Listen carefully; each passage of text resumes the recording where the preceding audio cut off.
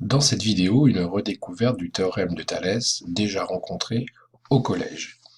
Voyons tout d'abord la figure géométrique que nous allons réaliser avec le logiciel GeoGebra. Je trace une première droite AB, puis une deuxième droite AC, ces deux droites sont donc séquentes, au point A. Je trace ensuite la droite BC, et je vais positionner un point quelconque sur la droite AB. Ce point s'appelle D. Je trace ensuite une droite parallèle à la droite BC passant par D. Et je nomme le point d'intersection entre la droite AC et cette nouvelle droite le point E.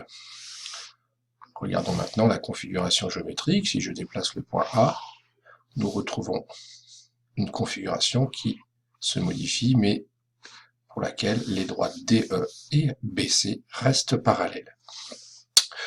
Nous pouvons ici identifier donc un petit triangle, le triangle ADE, et un grand triangle ABC. Ces deux triangles ont donc un sommet commun, le point A, des côtés qui sont portés par deux droites qui sont les mêmes, la droite AB et la droite AC, et enfin deux côtés qui sont parallèles, le côté DE et le côté BC. Pour appliquer le théorème de Thalès, nous allons avoir besoin des mesures de différents côtés. Le côté AB, le côté AD, le côté AC, le côté AE, le côté BC et enfin le côté DE. Voyons maintenant ce que nous allons faire avec ces différentes mesures. Voilà, une figure presque identique que j'ai extraite du logiciel GeoGebra avec des mesures légèrement différentes des précédentes, mais la configuration géométrique reste la même.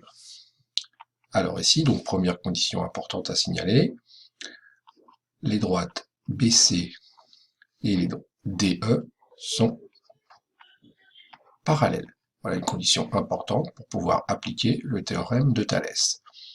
De même, on précise que les droites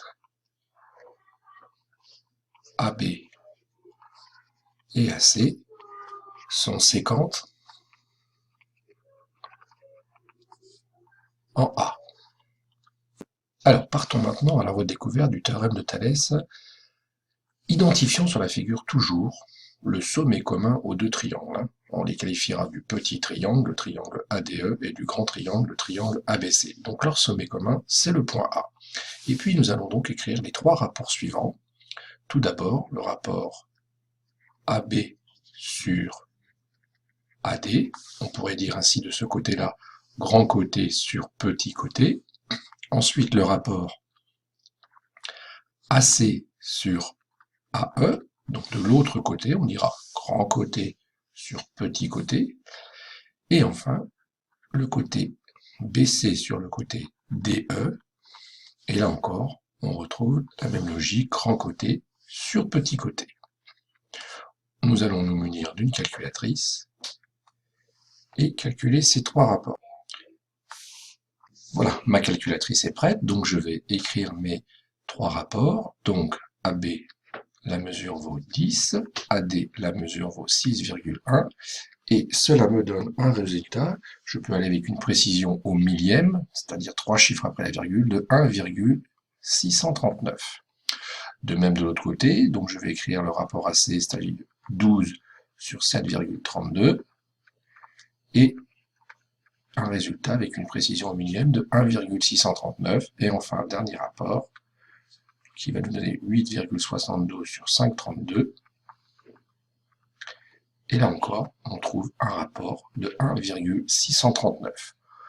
Vous voyez donc ce qu'on a mis en évidence.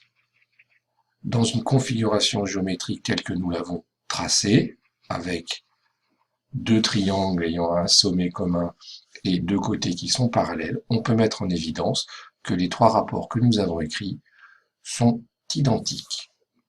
Et donc la petite conclusion de cette application, les trois rapports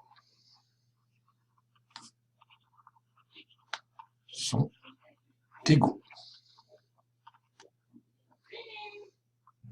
C'est donc le théorème de Thalès que nous venons de redécouvrir, de remettre en évidence, et nous allons en écrire une petite synthèse bien sûr qui sera à adapter en fonction des noms des sommets des figures considérées.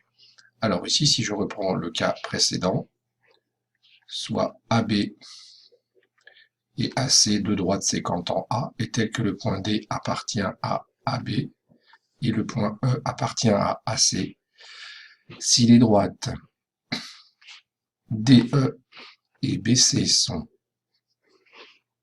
parallèles, alors on pourra écrire grand côté AB sur AD, grand côté sur petit côté, est égal à AC, grand côté sur AE petit côté, est égal à BC sur DE, grand côté sur petit côté. Il est à noter que le théorème de Thalès serait tout à fait juste si vous décidez d'écrire en inversant chacun des rapports, c'est-à-dire par exemple AD sur AB est égal à AE sur AC est égal à DE sur BC, c'est-à-dire que là vous choisissez de dire petit côté sur grand côté, petit côté sur grand côté, petit côté sur grand côté. Vous choisissez l'une des deux logiques, surtout ne les mélangez pas. Vous êtes maintenant prêt pour appliquer le théorème de Thalès.